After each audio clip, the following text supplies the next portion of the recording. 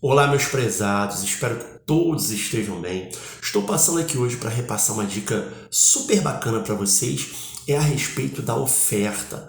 A oferta sempre vai vincular o ofertante, a oferta sempre vai obrigar o fornecedor de produto e serviço. Bom, lá no artigo 30 do Código de Defesa do Consumidor, nós temos que toda informação ou publicidade suficientemente precisa, veiculada por qualquer forma ou meio de comunicação com relação a produtos e serviços oferecidos ou apresentados, obriga o fornecedor que a fizer veicular ou dela se utilizar e integra o contrato que vier a ser celebrado.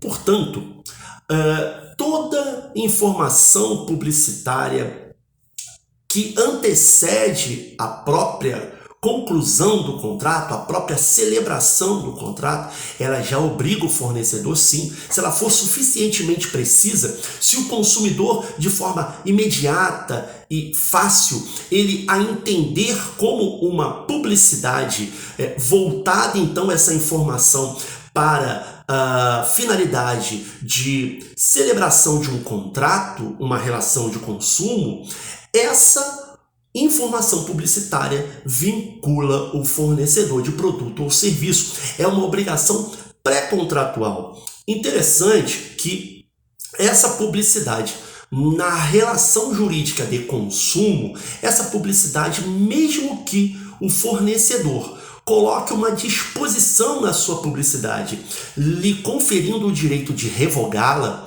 essa disposição ela é nula por traduzir uma vantagem exagerada para o fornecedor do produto ou serviço.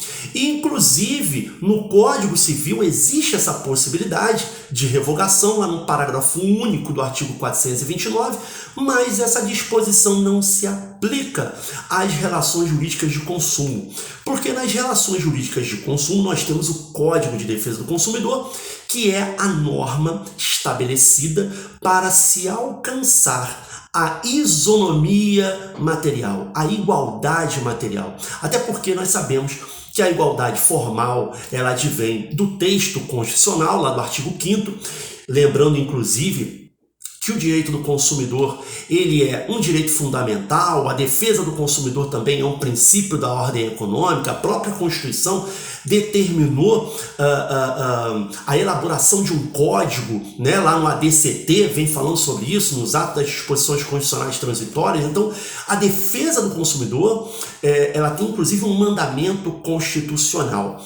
E, por mais que exista essa disposição no Código Civil, como eu falei, no parágrafo único do artigo 429, essa disposição só se aplica para sujeitos, né, partes que estão no mesmo pé de igualdade. Em uma relação jurídica de consumo, nós só chegamos a uma isonomia, uma igualdade material, quando nós atuamos com desigualdade.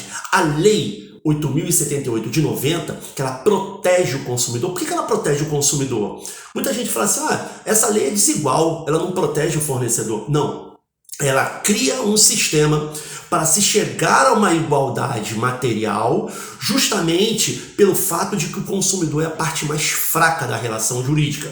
Né? Lá no artigo 4º, inciso 1, já diz que o consumidor ele é vulnerável. Então, deve existir esse raciocínio. E aí, no parágrafo único do artigo 429 do Código Civil, como eu havia falado, existe a possibilidade do proponente, do ofertante, colocar na sua oferta, na sua proposta, a possibilidade dele revogar essa oferta ou proposta. Mas isso não vale para relações jurídicas de consumo. Isso é muito interessante. E eu gostaria de ressaltar aqui, com relação à oferta também, a questão do erro grosseiro. O que seria o erro grosseiro? Vou dar um exemplo aqui bem simples. Vamos imaginar uma televisão que, independente aqui do número de polegadas, mas que esteja sendo colocada no mercado de consumo. Vamos imaginar que para aquela televisão ali específica no mercado de consumo, ela esteja sendo negociada, tá, em média, por R$1.000, tá? E o fornecedor do produto veicula uma publicidade, uma informação publicitária, colocando ali a oferta de venda daquele produto, que em média seria de R$1.000, ele coloca por R$50, vamos imaginar, tá? R$80, R$100. Bom, não existe uma razoabilidade para se entender que aquela televisão, em média, aquele produto que em média estava sendo negociado por R$1.000, estaria realmente com o preço correto, podendo obrigar o fornecedor a manter aquela proposta e vender por R$100. Vejam, a boa-fé objetiva, que um dever anexo ao contrato, ela deve ocorrer em relação, não tão somente em relação ao fornecedor, mas em relação ao fornecedor e consumidor. O consumidor, é óbvio que ele, numa situação assim, existe a fácil percepção, né, dele entender que aquele preço ali não traduz o preço normal do produto, tendo em vista que o valor originário daquele produto seria em média de R$1.000. Então, vender aquele produto, ofertar aquele produto por R$50 é menos do que 10%. Então não é razoável. Então a jurisprudência, a doutrina, vem entendendo que essa hipótese é uma hipótese de erro grosseiro. E o erro grosseiro não vincula o fornecedor do produto ou serviço. Então isso é muito interessante, porque nós poderíamos pensar o seguinte: não, o fornecedor do produto ou serviço, ele tem que justamente cumprir a oferta. De repente, até o consumidor pensaria em se valer lá do artigo 35 do Código de Defesa do Consumidor e exigir o cumprimento forçado, né, da oferta, da publicidade. Mas não, quando existe um erro grosseiro, o fornecedor, ele não está obrigado a cumprir essa oferta.